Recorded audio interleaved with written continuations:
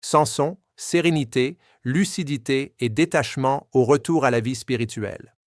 Le témoignage de l'esprit Samson, présenté dans la deuxième partie de Le ciel et l'enfer, offre un portrait clair de ce qui se passe lorsque la conscience traverse le passage dans un état d'équilibre intérieur.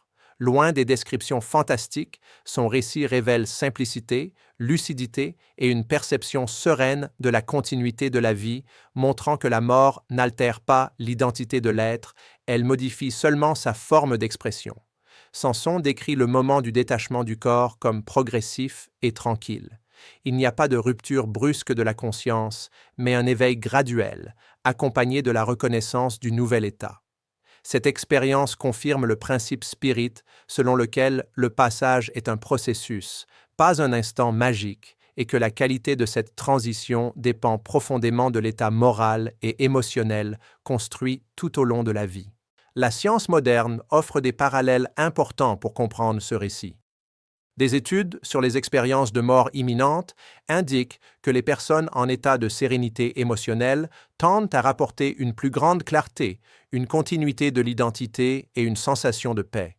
Bien que ces études ne couvrent pas entièrement le phénomène spirituel, elles renforcent l'idée que la conscience peut maintenir cohérence et lucidité même lorsque le corps n'est plus le centre de l'expérience. Du point de vue de la psychologie profonde, le témoignage de Samson révèle une conscience intégrée. Il n'y a pas de confusion, de révolte ou d'attachement intense au passé. Il reconnaît sa nouvelle condition avec naturel, ce qui indique que les conflits internes ont été, en grande partie, résolus encore durant la vie physique. Lorsque l'identité n'est pas rigidement attachée au corps, à la position sociale ou aux possessions, la transition se fait avec beaucoup plus de douceur. Le spiritisme souligne que Samson ne se considère pas comme un être exceptionnel. Sa tranquillité ne découle pas de privilèges spirituels, mais d'une vie guidée par le devoir, la responsabilité et le détachement progressif de la matière.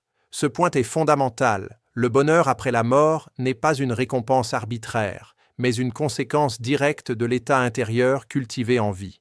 Un autre aspect important de son récit est le maintien de la mémoire, de l'individualité et de la capacité de réflexion. Samson pense, observe, compare et comprend. Cela renforce l'idée centrale de la doctrine spirit selon laquelle la conscience ne se dissout pas avec la mort du corps, mais continue d'être active, préservant ce qui définit réellement l'être. L'expérience de Samson souligne également que la mort ne rompt pas les liens affectifs véritables. Ce qui se perd, ce sont les formes matérielles de coexistence, non le sentiment construit sur la base du respect, de l'affection et de l'affinité spirituelle. Cette continuité émotionnelle est l'un des plus grands facteurs de réconfort offerts par la vision spirit de la vie future. Ainsi, le témoignage de Samson remplit une fonction essentielle. Il traduit en expérience vécue ce que la doctrine spirit enseigne en principe. Il montre que vivre avec conscience, éthique et équilibre améliore non seulement la vie présente, mais prépare naturellement l'esprit à une transition sereine et lucide. Réfléchir à ce récit est une invitation à repenser la façon dont nous vivons aujourd'hui. Il ne s'agit pas de craindre la mort, mais de comprendre que chaque choix quotidien construit l'état de conscience que nous emporterons avec nous.